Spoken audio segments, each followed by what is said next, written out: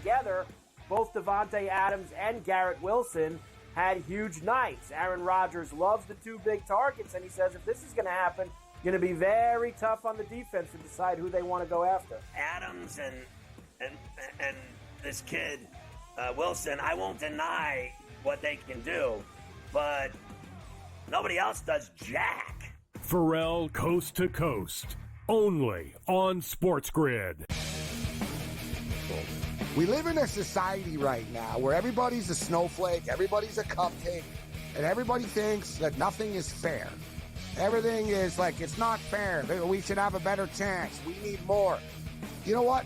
I'm old enough to remember when you needed to have a perfect goddamn record to win a college football championship. That's the way it was.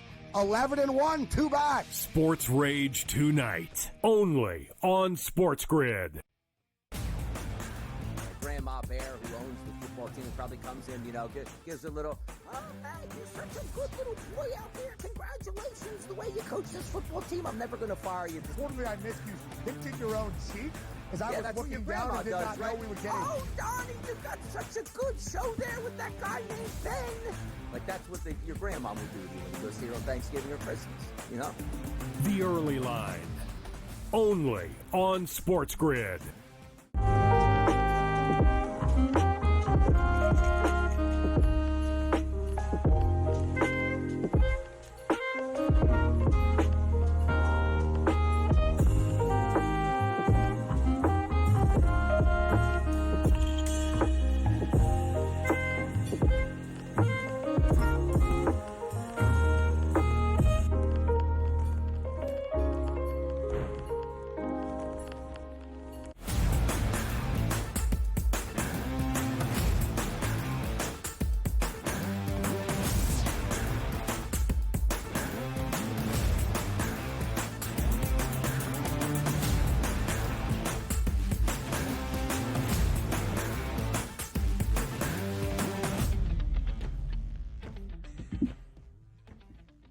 Live right here on the Early Line on SportsGrid. It's the first day of a new week. It is our third and final hour on this Monday on TEL. He is Donnie. I am Ben. Still a ton to break down and preview for Monday Night Football tonight in Dallas. Of course, a game that does not have nearly the luster we probably expected to conclude week number 11 before this year got underway. But we break it down nonetheless. We'll have the prop perspective with SportsGrid's Tom Vecchio later on here in this third and final hour. We'll talk some NBA action on this Monday. We'll look at some college hoops and, of course, the injury insight and analysis with the pro football doc, Dr. David Chao, here up next. DRS with a lot of impactful injuries on a Sunday for teams in the hunt down the home stretch. Yeah, look, it's a war of attrition. A lot of times we talk about it in the NFL. You're not going to have that same starting lineup you had in week number 1, certainly in weeks number 11 and 12, let alone the playoffs here. So some of these teams will have to work themselves around it, which includes the San Francisco 49ers on multiple levels here. So we got some pretty good stuff coming up in hour number 3 and maybe some ways to try and make some money on this maybe not exciting pro football game tonight, BWS. I mean, it's kind of that, right? And it feels like when you look at the spread, when you look at the total, is there value to be had? I'm not entirely sure. Maybe the people can tell us something, DRS. That 7 is now 7.5. The total remains at 41 and a hook. Let's hear from the people. What's the best bet for Monday Night Football in the Lone Star State Showdown? We do that and Fade the Public.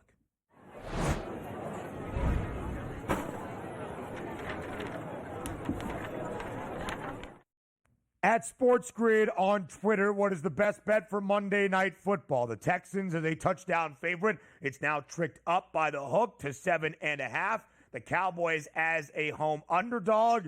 The over of 41.5 or staying under, perhaps with limited quarterback play on the side of the Cowboys. Again, at SportsGrid on Twitter, most of the public, DRS, and who could really fault them, saying the Cowboys got no stinking shot. More than 55% of the votes say lay it with the Texans. And rightfully so. You take a look, even say, well, Donnie, they were competitive. They lost by 6 to the 49ers. They lost by 6 to the Falcons. Yes, at least that was with Dak Prescott for most of those games, if not more. The only game we're going off of here is a 34-6 spiking at home. And also, many people would say, and rightfully so, hey, man, you're a better football team at home. Is that the case with the Dallas Cowboys? Every time they take home field there at Jerry World, they get smashed by more and more margin. It feels like every single week. So for me, I can't fault the public, and I was with them. And also the key numbers, right? 7 as opposed to 7.5. 55% of the people voting for the Texans here in that spot, and there's no fault for me. Hey, look, if Cooper Rush turns back into the Cooper Rush of a couple years ago, where Dallas was a better football team around him and can operate from the pocket, that's different. And quite frankly, that's sort of what I expected against the Eagles. Not that they could beat the Eagles, but be competent. I even bet Cooper Rush to throw for over 200 yards in that game when, as soon as I saw like the first 2 or 3 passes, I knew I was in trouble. And even though the Eagles and Jalen Hurts tried to let the Cowboys back into the game early, the dam just broke because the offense was so bad. So if we have C.J. Stroud coming into this game and just saying, you know what, I don't have to make heroic plays out here, just move the sticks and beat them, that's probably what's going to happen. 55% of the public, I agree. I'm not fading you tonight. I think the Texans -7 is the right one here.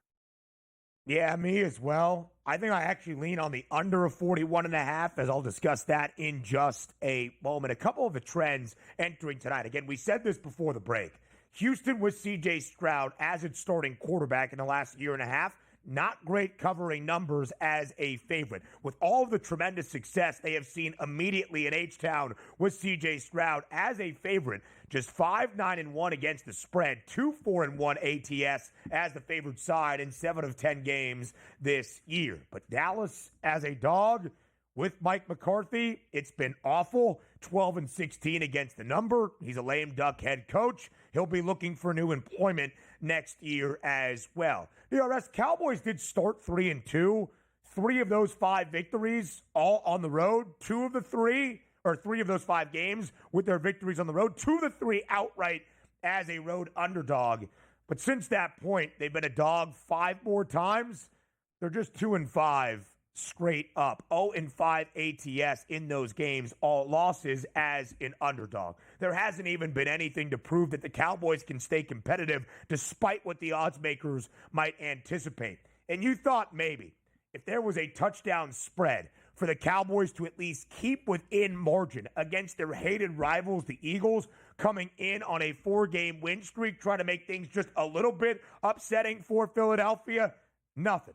34-6 was that final. And because the Cowboys can't score and allow everybody to score against them, Mike Zimmer, what an awful debut it's been as a defensive coordinator in Dallas. Second worst scoring unit in all of the NFL, 28.8 points per game. Maybe that leads to a Houston game offensively and going over 41.5 as the Cowboys did in their first 3 home games of the year over.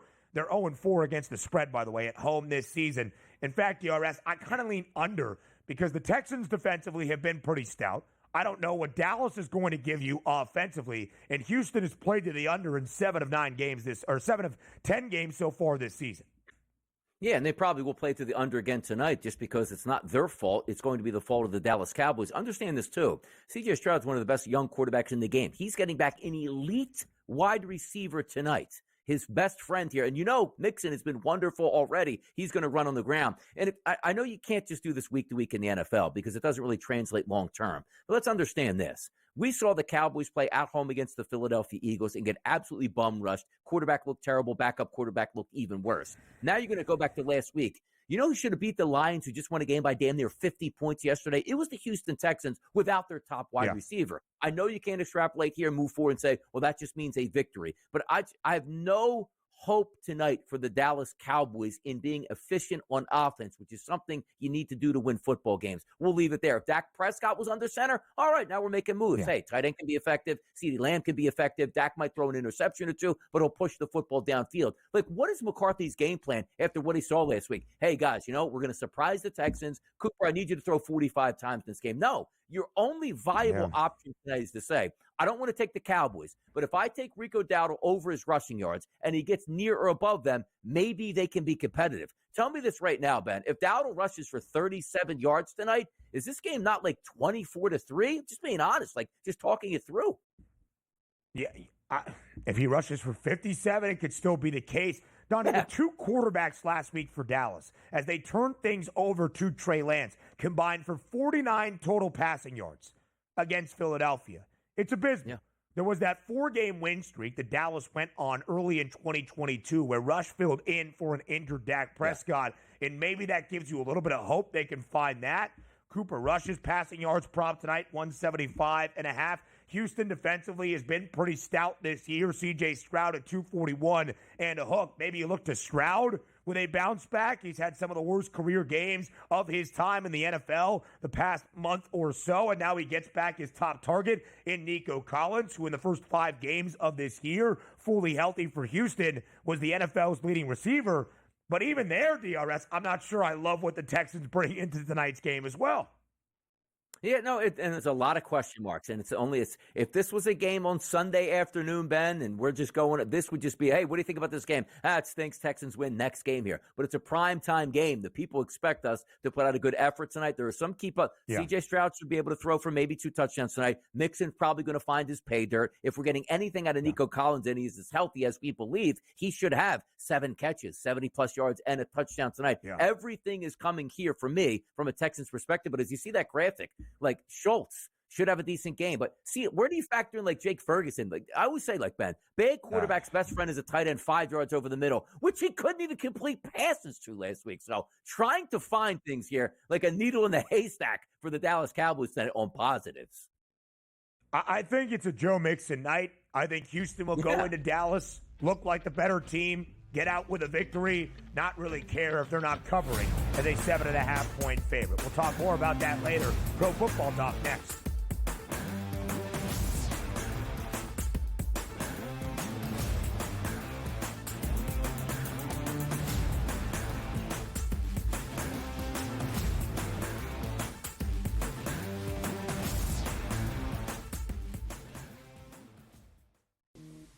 Right here with you on Pro Football Today on SportsGrid. Odds in motion, trying to see what lines have moved throughout the week. Never felt more comfortable in this set than I do for this year. I am ready. I'm just getting angry. The hot takes are going to be here all long, people. What in the world is going on in Miami, Dom? It's not particularly anything to shy away from just because many people are on top of it. Hot take, hot take. I think this line is asking you once again to take New Orleans. Pro Football Today, only on SportsGrid.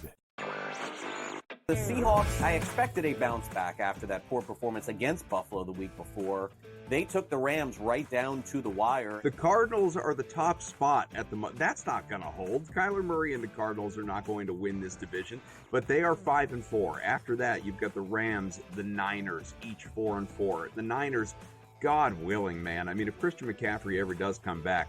Newswire, only on SportsGrid.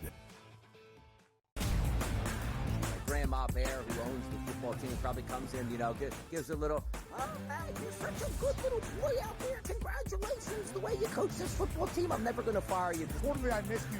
Pinching your own cheek as I was looking down and did not know we were getting. Oh, Donnie, you got such a good show there with that guy named Ben. Like, that's what your grandma would do to you when you go see her on Thanksgiving or Christmas, The Early Line, only on SportsGrid.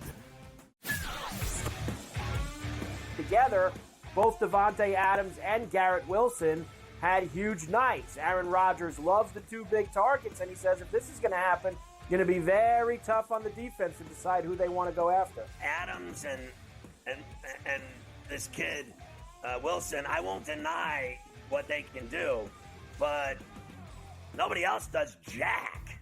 Pharrell Coast to Coast, only on SportsGrid.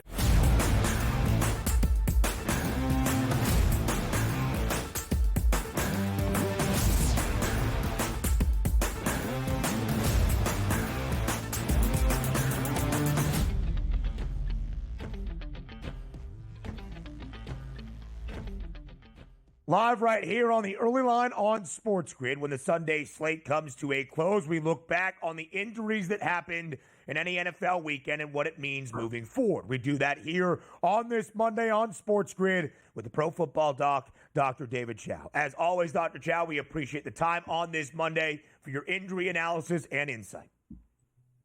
Oh, thanks for having me. Good weekend of football and a lot of other activities from Tyson Paul to UFC over the weekend. Lots of stuff. A lot of things going down right now here in the later portion of November. Dr. Chao, let's look back on some of the games yesterday. And early on, the San Francisco defense really stifling what Seattle wanted to do. But when Nick Bosa left the game dealing with an oblique injury, that's when Seattle took advantage. Geno Smith, 13-yard touchdown run to win it for the Seahawks in the final 15 seconds of regulation. Dr. Chao, what did you and your team at Sports Injury Central see with the Nick Bosa oblique injury? What do you think the timeline is for the outstanding edge rusher for the 49ers moving forward? Well, look, the bad news is it's the other side, right? And it's a new injury, and this is why he couldn't continue. Oblique, where it inserts a little bit where we believe to be the hip flexor, and it's his outside side if he's on the left defensive end. So that's not good news for the 49ers.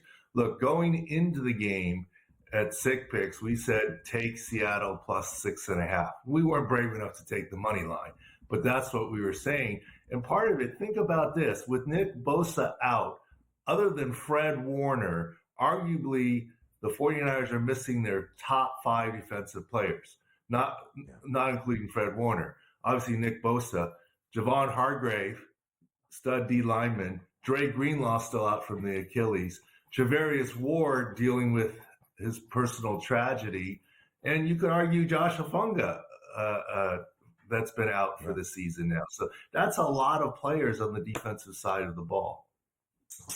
Take a look at the Green Bay Packers here, Doc. You look at Jair Alexander, their top cornerback, leaves with a knee injury. They get a big win, but is Jair Alexander worried about missing multiple weeks or should be okay? Well, it's been something he's been dealing with for quite a while now, and he made it back, but only partially. So you have to think there's more absence, and it wouldn't shock me at this point in time if he had a knee scope just to try and take care of whatever problem is there to get ready for the end of the season and or postseason. So it remains to be seen how long he will be out. Other teams in the NFC North, Doc, also winning yesterday. The Detroit Lions improving to an NFC best 9-1. But one of the anchors of their defense in a game where they were blowing out Jacksonville, Alex Anzalone, a broken forearm. What exactly is the recovery process like, Doc? How long will Detroit be without one of its leading stars on defense? Well, you never want to have a break or a fracture of any kind. And this one is going to be one that needs surgery, radius mid-shaft forearm fracture. The good news, though, is I think he's back sooner than people think. This is not Aiden Hutchinson out for the season, and even if they get to the Super Bowl. I think there's a reasonable chance that Anzalone could return before the end of the regular season if the Lions needed him. Look, if it's an inconsequential Week 17, 18 game, why put him out there? But he definitely will be back for the playoffs. Remember Thomas Davis a handful of years ago with the Carolina Panthers, both bone forearm fracture, played in the Super Bowl in 2 weeks. Wasn't 100%, big old cast. Yes, it was a Super Bowl towards the end of his career, but he did it. Anzalone, by the end of this regular season, will be healthy enough to play. That's the only silver lining here. Doc, couple quick hamstring injuries. I don't know if one might be worse than the other. Roquan Smith, Baltimore's linebacker, went down with a hamstring injury, and also wide receiver Darnell Mooney of the Atlanta Falcons. Based on video, was one worse than the other, and what maybe some prognosis we can take a look at? Well, it certainly is hard to judge the significance of hamstrings on video. Does someone pull up just the minute before it tears badly and limp off because of it as precaution, or did they pull it badly? It's hard to say, but it's going to affect both of them. Mooney as a speed guy, obviously, but at least he knows where he's going. Roquan Smith's a sideline to sideline linebacker. He plays in a smaller area of speed, less important, but still very important for him, where he's got to change directions and so forth, accelerate, decelerate. So I think it's important for both these guys, given the position they play. Speaking of hamstring injuries, Doc, let's fast forward to Monday Night Football in Dallas to end out week number 11. Good news for the Texans. Nico Collins set to return for the first time since week number 5 when he injured his hamstring and was placed on IR. What can Houston and some of those offensive backers expect out of Nico Collins returning to the lineup tonight for the Texans? I think he's 100%. I think he could have played last week. Nice. The Texans exercised caution there, so I think he's 100%. Will they still be a little cautious in the ramp up? Will there be a little bit of rust? Maybe, but I don't think there's any issue with the hamstring. His hamstring injury was really very mild, and even in the beginning, the injured reserve was a little bit of a surprise. Taking a look at some defensive metrics here. The defensive line quite banged up here for the Houston Texans, but Will Anderson, certainly the highest profile one. How soon can we expect him back on the field as well, Doc? I mean, potentially next week. It's a high ankle sprain that he had a couple of weeks ago in game. It's a milder version, but still a big deal. Any high ankle is a big deal. I think he's close to returning, but just not quite yet. Doc, on the other side of the football for the Dallas Cowboys, of course, the injuries to Dak Prescott, we know that is season ending. Outside of the quarterback spot, when we look at the field view on SICScore.com, that's SICScore.com, how do the Cowboys look relative to their health entering tonight? Well, the big issue for the Cowboys, they did get some defensive help by getting Micah Parsons back, although not 100%.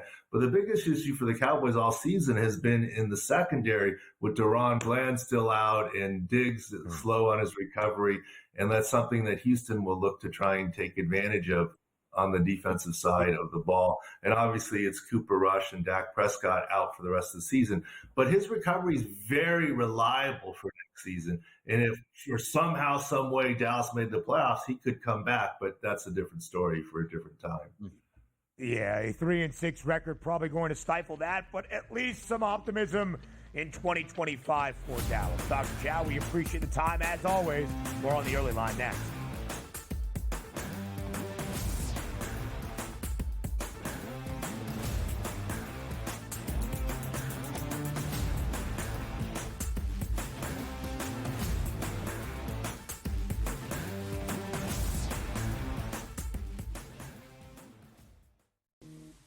Right here with you on Pro Football Today on SportsGrid. Odds in motion, trying to see what lines have moved throughout the week. Never felt more comfortable in this set than I do for this year. I'm ready. I'm just getting angry. The hot takes are going to be here all long, people.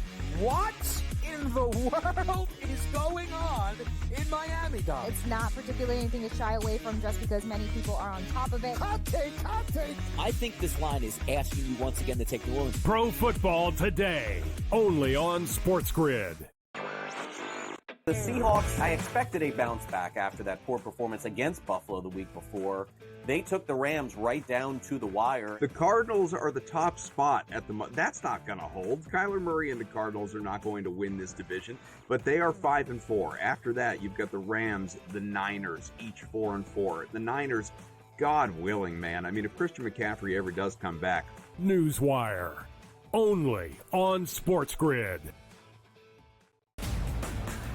Grandma Bear, who owns the football team, probably comes in, gives a little, oh, man, you're such a good little boy out there. Congratulations, the way you coach this football team. I'm never going to fire you. Quarterly, I missed you hinting your own cheek as I was looking down and did not know we were getting. Oh, Donnie, you got such a good show there with that guy named Ben. Like, that's what your grandma would do to you when you go see her on Thanksgiving or Christmas, The Early Line, only on SportsGrid. Together, both Davante Adams and Garrett Wilson had huge nights. Aaron Rodgers loves the two big targets, and he says if this is going to happen, going to be very tough on the defense to decide who they want to go after. Adams and this kid, Wilson, I won't deny what they can do, but nobody else does jack. Pharrell Coast to Coast, only on SportsGrid.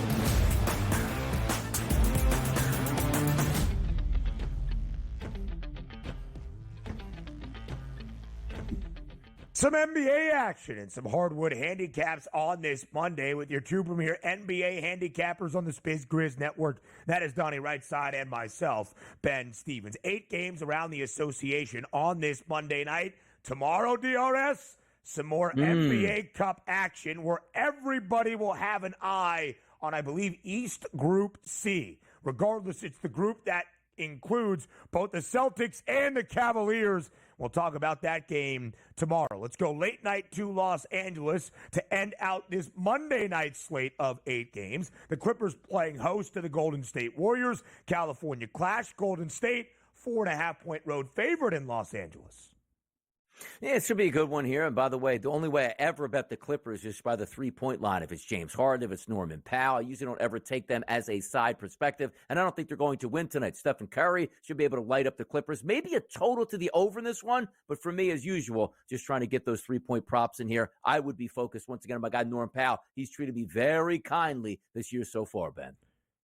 Yes, he has, DRS. Yes, he certainly has. The Clippers back at the Intuit Dome. They started a lot of their season at home in their new arena in downtown L.A. 4-4 in 8 games straight up. Played at home this year. Golden State, one of the worst road teams you will ever see 2 seasons ago. Better on the road last year away from San Francisco. This year, the team with the best mark in the Western Conference to start at 10-2 overall is 6-1. Straight up on the road. It is why they are booked as a 4.5-point favorite. The Dubs have won 3 consecutive games. Another team in the Western Conference off to a pretty strong start this year. In fact, there's only 3 teams with double-digit wins. That's the Houston Rockets. 10-4 in year number 2 under Ime Udoka. 5-game win streak for Houston as they take that 5-game streak on the road to Milwaukee tonight. The Bucks, a 3.5-point home favorite inside the Pfizer Forum. Yeah, give me the points in this with the Houston Rockets. Also, we're taking a look at the anticipated starting lineup, which does have Damian Lillard listed in there, but is that actually a good thing? It was like, hey, man, he was playing great basketball before he got his concussion. No, he wasn't. Playing some of the worst basketball of his career. We saw a couple of games ago a 59-point effort out of Giannis, which then the following game turned into a 22-point effort. Why not take the points with the Rockets? I don't understand what's going on with the Bucks. Way too talented to have this type of season. But again, as I said, Dame Lillard coming back, which should be a great thing. I'm not so sure it is. I'll take the points tonight. The Houston Rockets on this 5-game win streak have covered in 4. In fact, the Rockets have covered in 9 of 10 victories so far this year, including twice outright as an underdog in their 2 outright wins as a dog against the Mavericks and against the New York Knicks. Both totals have stayed under. Maybe it's something to keep in mind if, like Donnie, you expect this game to be competitive. The Bucks are still just 4-9 this year. They have won 2 of their last 3. They're 4-9 straight up and 4-9 ATS. It has not been pretty for the Milwaukee Bucks so far this season. Under an 8 of 13 games, maybe leading to that under of a total tonight. Elsewhere around the association, we head to South Beach. The Heat hosting your Philadelphia 76ers. Miami 3-point home favorite. Minimal total at 212. And DRS, what can we expect out of the Sixers tonight on the road against the Heat? Probably the Miami Beach flu. You have a couple days off here and you're in Miami. You know, those guys like to celebrate and live it up there. But the one thing that you can't factor in is how good Jared McCain has been this season for the Sixers. Look, the wins aren't coming now, and the Sixers actually built up their bench so they can withstand nights without Joel Embiid and maybe other players injured. They've been abysmal. And the fact that they lost that game to Orlando Magic without Paulo Banchero and the way they did was just tragic. But look at McCain's last 5 games, 18, 27, 23, 34, and 29. The kid has been absolutely sensational as a first-round guard coming out of Duke. Maybe that's the way you play it, but props usually go to die when you take on teams like the Miami Heat. The games, you see, it's not 230.5, 245.5. It's 212.5 basically. Probably by game time will be around that 210 mark. But I look for Jared McCain. His 3-point props, he's been wonderful behind the arc, Ben. Joel Embiid has a prop listed. Same with Paul George. That's optimistic for Philly tonight on the road in South Florida. Jared McCain's points prop, though, DRS, already higher than that of PG. 19.5 for George. 20.5 for Jared McCain. The dancing man off to a good start in his NBA career. Philadelphia DRS 2-10. Not good. Underdog in 8 of 12 games, just 3-5 against the spread. It's a 3-point number tonight in favor of Miami, who was also sub 500 at 5-7. Again, not many teams around the East above 500 to start this year. Prop perspective on a Monday. Next.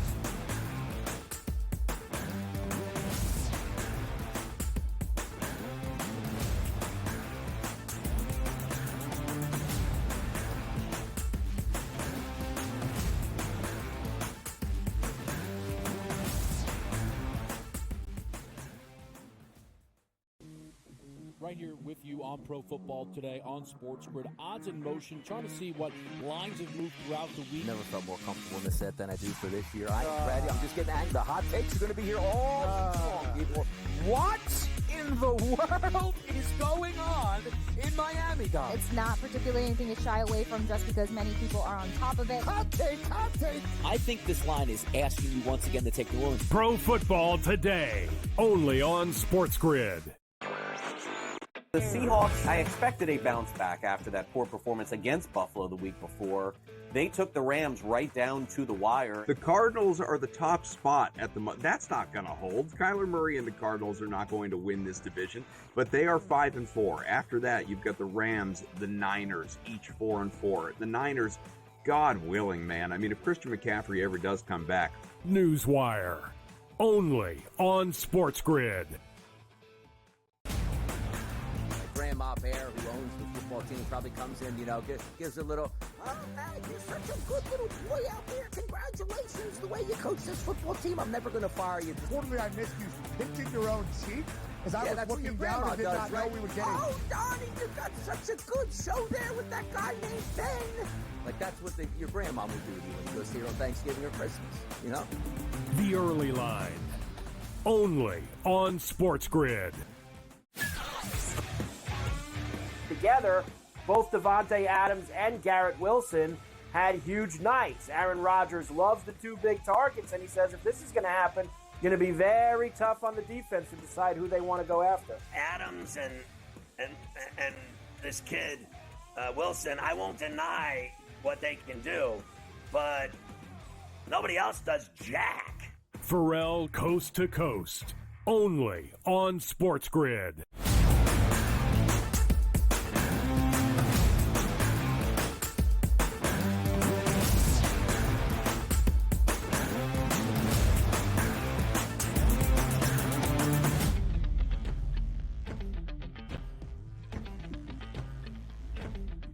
Live right here on this Monday on the Early Line on SportsGrid to preview the Monday night finale, the conclusion of week number 11 with SportsGrid's Tom Vecchio here for those prop perspectives on this Monday TV. Tom, we appreciate the time as always. Thank you for being here. Of course. I think we're in for a really interesting game tonight. We have the Texans, a team that's kind of been a bit up and down over the past few weeks. And I think they're in a spot where they kind of need to reel things in and kind of right the ship a little bit. And because of that, I think we know what we should be getting from like a real life perspective. But then as we flip to like looking at things from a prop perspective, I'm looking at some of these lines. I'm like, man, these lines are super spot on this week, and it doesn't provide a lot of opportunity to like, oh, I think there's a massive edge. I think there's some really interesting angles to take, especially because we should be expecting Nico Collins back today. I'm ready to get into it. Yeah, let's dive right in, Vecchio. The warmest seat in the National Football League right now is Mike McCarthy, maybe followed only by Joe Lisi's seat because of Tom's excellence in studio on Thursday night, and that is the insight we continue with here on this Monday morning. Vecchio, perhaps it's not the most illustrious game like we could have anticipated earlier in the season because of the injuries and the woes to this dreadful Dallas team. 7.5-point spread now in favor of the Texans. Total stands at 41.5. You understand how the numbers will factor into the game flow. What are you thinking for tonight? I'm looking at the spread, and again, from like a real-life perspective, we should be expecting the Texans to cover, right? The better team, they're getting a little bit healthier with Nico Collins back, and especially after the game that they had last Sunday, which was horrible. It was great on the defensive perspective, picking off Goff, and then they collapsed. Like, what should be the game plan tonight? the game plan should be like as straightforward as possible. Let's limit the mistakes. Let's get back to what we know works. And ultimately, I think that means a big Joe Mixon game. And considering the lack of offensive potential that the Cowboys have, like seeing what Cooper Rush brings, which is absolutely nothing. Like, this is a game that they should be able to cover if they do have these playoff aspirations and, going deeper into the game. So there's a part of me that wants to take a lot of unders on CJ Stroud because they don't want to put the ball in his hands that much. They want him to be efficient tonight.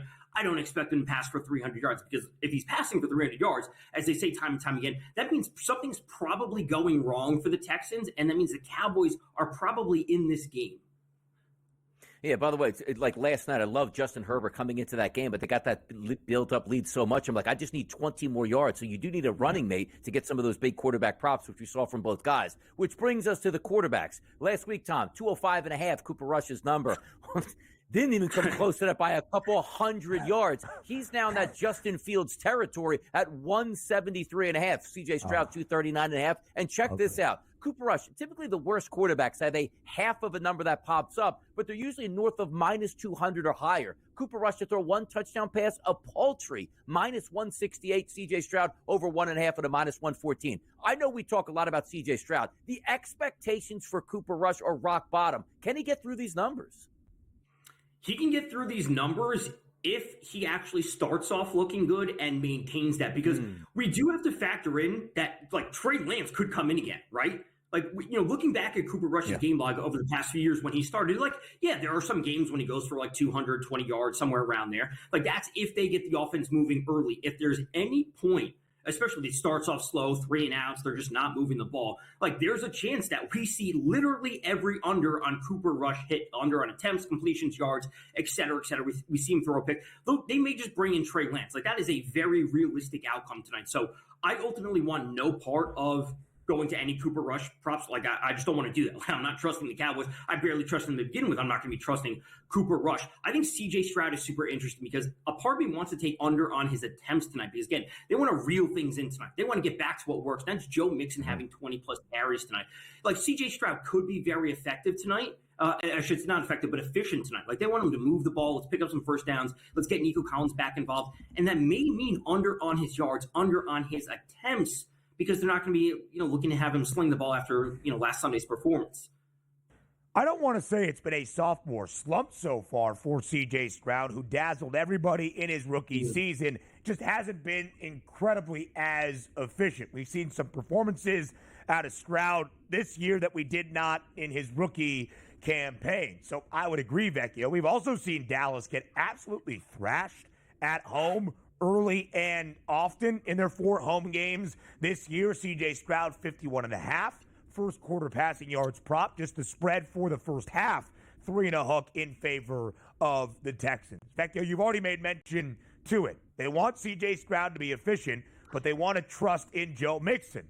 It maybe the only reliable offensive player right now for Dallas is, I guess, when you look at it, Rico Dowdle, because we can at least trust that when the ball's in his hands, he's going to do something positive, maybe. When you look at the running backs tonight, Vecchio, where do you begin?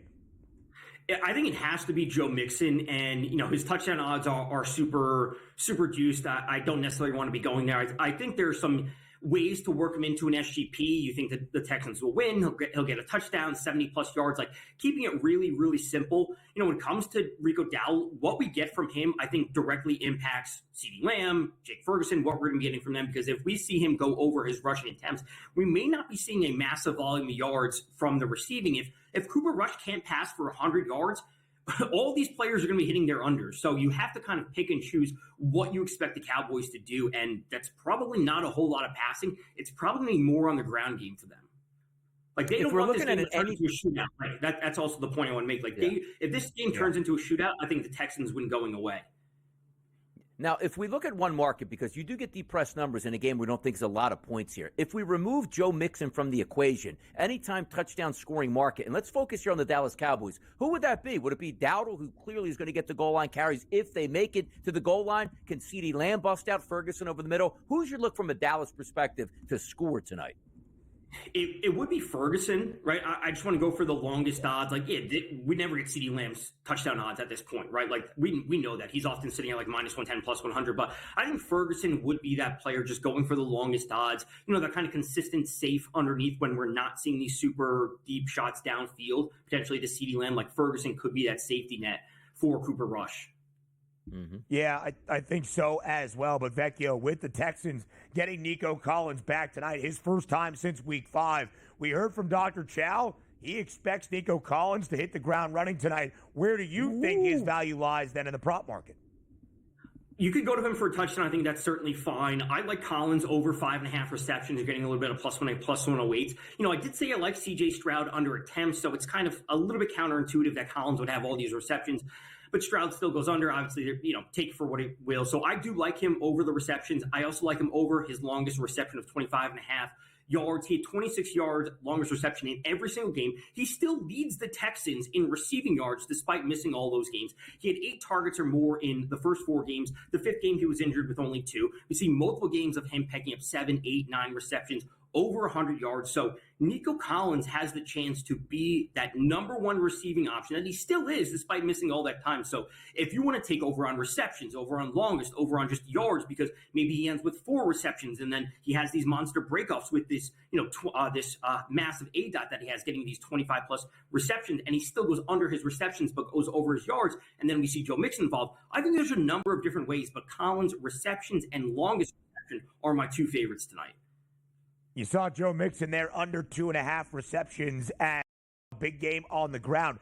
20.5, the attempts prop for Mixon, a number he has gone over with at least 24 in 4 consecutive games for Houston. Vecchio, even for Nico Collins, in a game where he injured his hamstring, he had a 67-yard touchdown catch that led to the injury. He was sensational. Right, that's what we should be seeing from him. Like, if he breaks off 3-4 long receptions and still hits the under receptions, that's why there's a different, you know, number of different ways to approach it. Like I said, for Mixon, I like the under his receptions. I just don't expect him to play a big role in the passing game. And then his attempts for rushing, I think, is super strong. The one game that he didn't have, like you said, 4 straight, was the first game back from injury against the Patriots. So I think this is a big Joe Mixon game as well. Completely agree, Vecchio. We appreciate the time as always. Thank you for the proper perspective on this Monday. More from Monday night next.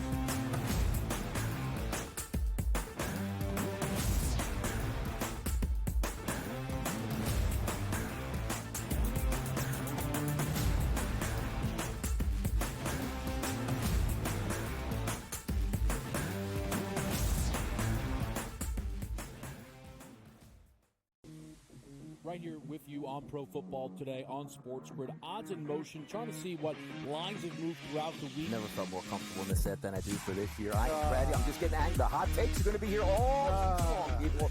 What in the world is going on in Miami, Dom? It's not particularly anything to shy away from just because many people are on top of it. Hot take. I think this line is asking you once again to take New Orleans. Pro Football Today, only on SportsGrid. The Seahawks, I expected a bounce back after that poor performance against Buffalo the week before.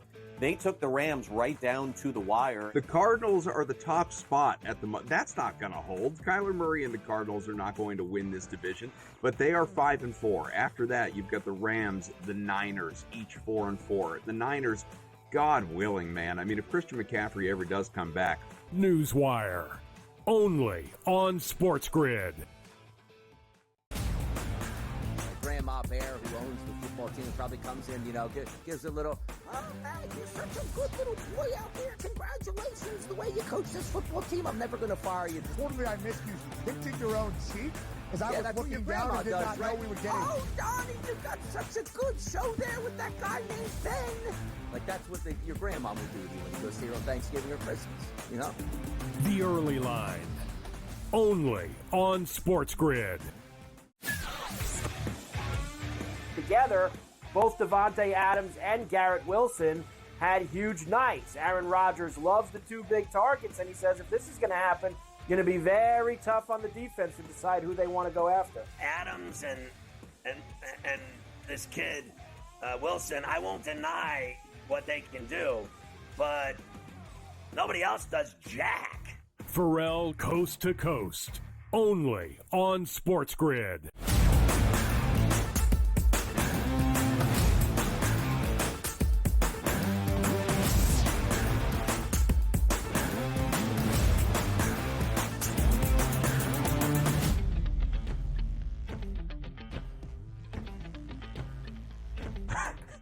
Monday Night Football, the conclusion of week number 11 around this 2024 NFL season. An all-Texas tussle tonight in Dallas between the Cowboys, who are looking awful, and the Houston Texans, trying to get back in the win column after losing a game at home in primetime last week in which the opposing quarterback threw 5 interceptions.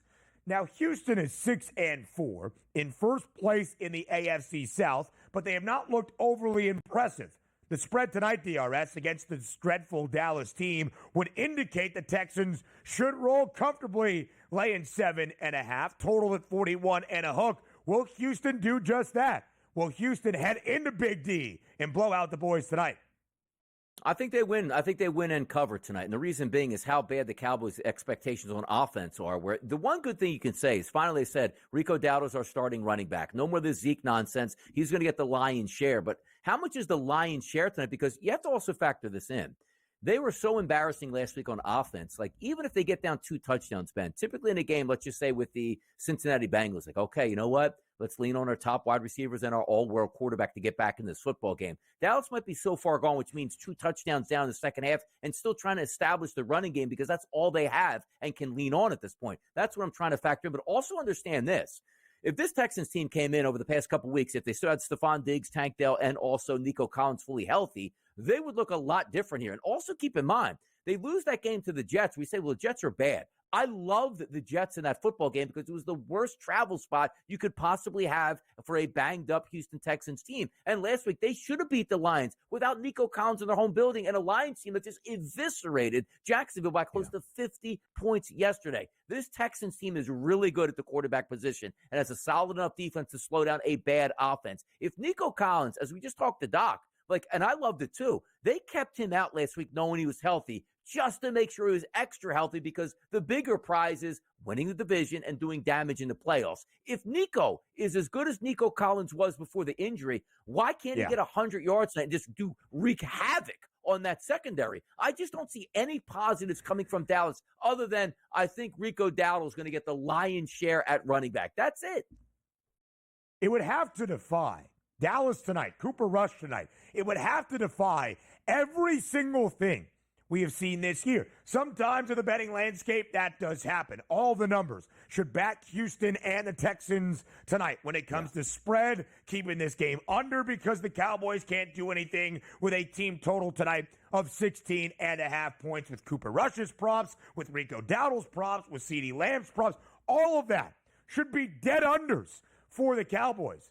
But sometimes things get a little bit wonky in a prime time spot. I am not anticipating it, thus I would not bet it. If it happens, all right. That's why I wouldn't mind betting the under 41.5 or Cowboys team total under 16.5, knowing that I believe I have a favorable ticket. If it loses, it loses. But I feel uneasy about it, so I will bet this wager down. I do think there are some better wagers, DRS, and I think that starts in the prop market. Let's compare those quarterbacks tonight. C.J. Stroud, 241 and a hook.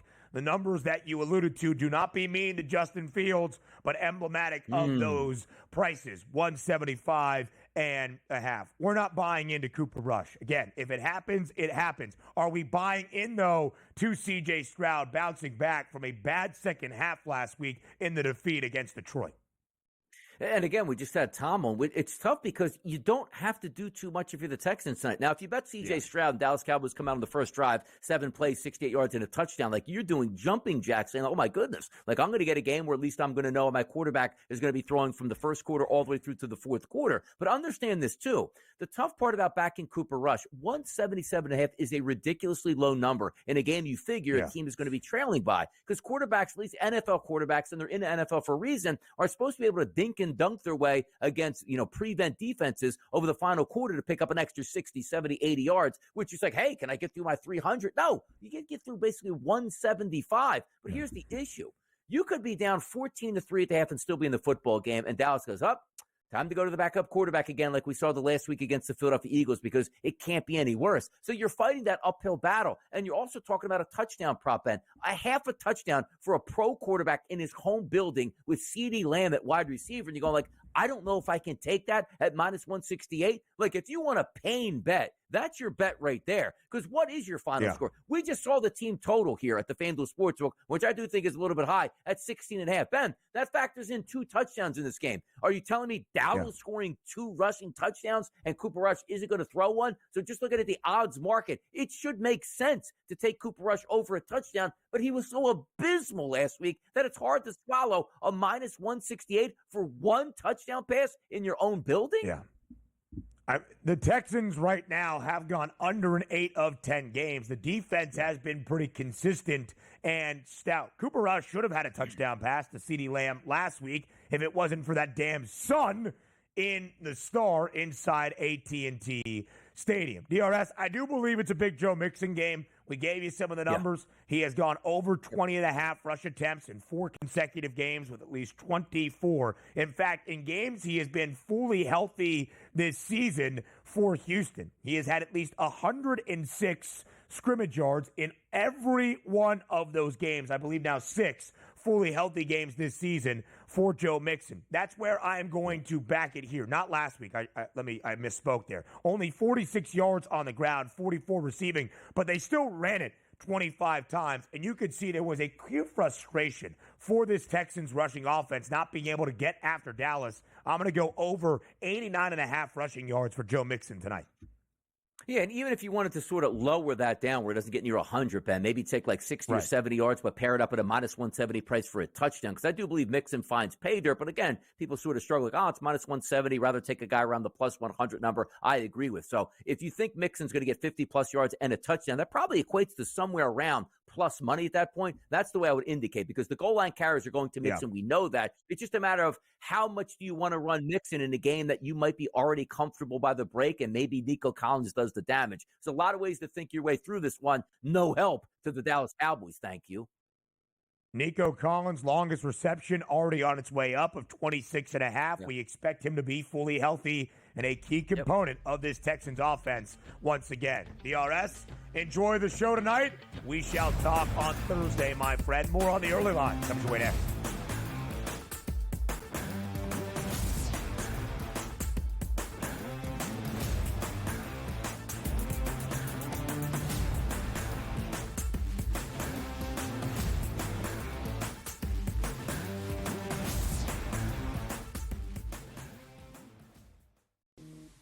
Right here with you on Pro Football Today on SportsGrid. Odds in motion, trying to see what lines have moved throughout the week. Never felt more comfortable in this set than I do for this year. I ain't ready. I'm just getting angry. The hot takes are going to be here all long, people.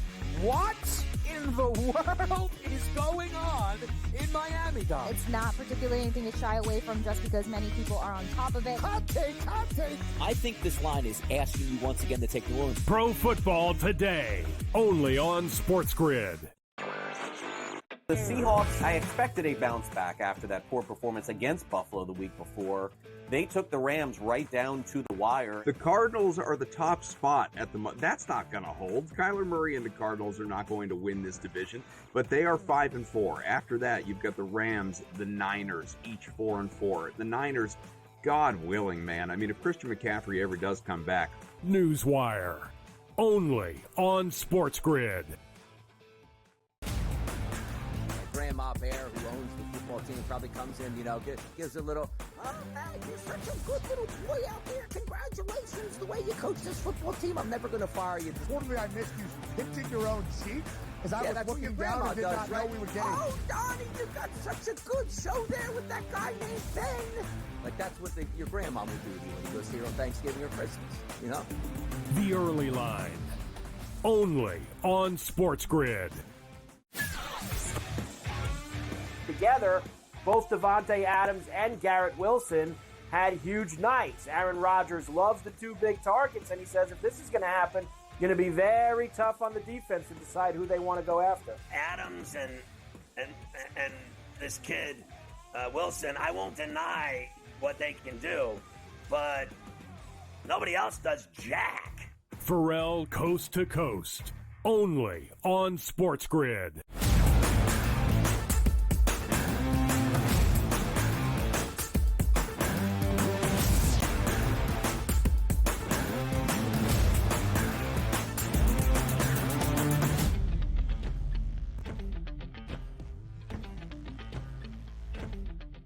Live right here on the early line on SportsGrid and all across the SportsGrid network. We round out this Monday show. We've got Monday Night Football to end out Week 11 tonight in Dallas between the Texans and the Cowboys. 8 games in the association and some college hoops here now on the official 2-week anniversary of the start of the 2024-25 college basketball season. Again, as we get closer and closer to Thanksgiving, exactly a week from Thursday, 10 days away, we will get some better non-conference matchups. Tuesdays, we've got some good games as well. Last Friday, a ton of great non-conference action. On this Monday, a couple of gems in there for sure, like the one late night tonight in San Diego, as SDSU, the Aztecs, play host to number 4 Gonzaga. San Diego State, 11.5-point home underdog against this Zags team. Of course, the Aztecs in the last few years have been an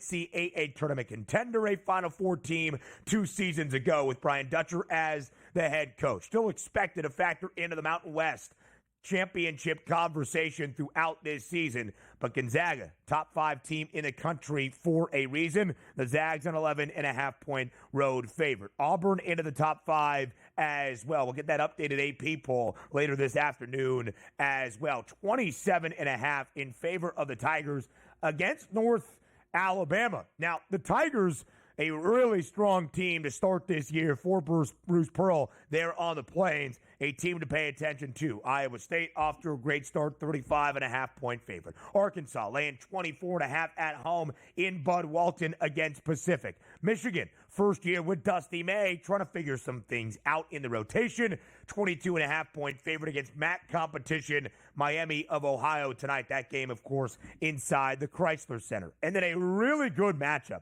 between 2 mid-major teams. McNeese, the favorites out of the Southland. Of course, we mentioned them a few times. They have played in a strong non-conference schedule to begin this year. Season opener against South Dakota State, one of the favorites in the Summit League. Then last week on a Monday, taking on Alabama. Now, the Crimson Tide did lose on Friday night inside Mackey Arena against Purdue, but we know Alabama is going to be a strong team this year. That game against the Tide, for Will Wade and his Stangs, stayed under. I expect this game to stay under tonight as well. When you look at the Mean Green, who already has a power conference victory on the docket against Minnesota, now the Golden Gophers and Ben Johnson, expected to be one of the worst teams in the Big Ten. That's okay. North Texas still won that game 54-51. Very slow pace for UNT and really solid on the defensive end of the floor. 130.5 is that total tonight for North Texas taking on McNeese State. So as we look elsewhere around the country, just to present some of what we are seeing early on this year, let's go around the country where the national championship odds are very early on this season in college basketball. Of course, we're just a week removed from the Champions Classic last Tuesday in Atlanta when Kentucky made a statement knocking off the talented freshmen of Duke, and yet the Blue Devils still remain with the second best price to win a national crown at 11-1 alongside Gonzaga in action tonight. Great early non-conference test against San Diego State. Auburn, that top 5 team, 4th best price at 12-1. If Duke has moved back from that favored number where they were to begin this season and entering last Tuesday in the Champions Classic, first loss this year for the Dukies, who now is that favorite? It would be the 2-time reigning national champs in Connecticut, UConn, 10-1 right now to win its 3rd consecutive national title. It will be a narrative and a storyline that filters through this college basketball season. Can UConn go back to back to back? Unlike we have seen in the history of college basketball since the late 60s into the early 70s, when John Wooden's UCLA program won 7 consecutive national championships from 1967 until 1973. A strong start this year for UConn. They continue to roll in non-conference play. But as we approach Thanksgiving, that's when some of these non-conference matchups get even better. Into early December, our first sprinkling of conference games through the new year, of course, as well. Updated AP Top 25 out in college basketball later this afternoon. College football playoff rankings for the third straight week tomorrow on a Tuesday. It's a good time of year in college sports. That does it for this Monday on the Early Line. The show returns tomorrow on a Tuesday starting at 8 a.m. Eastern Time. Talk to you then.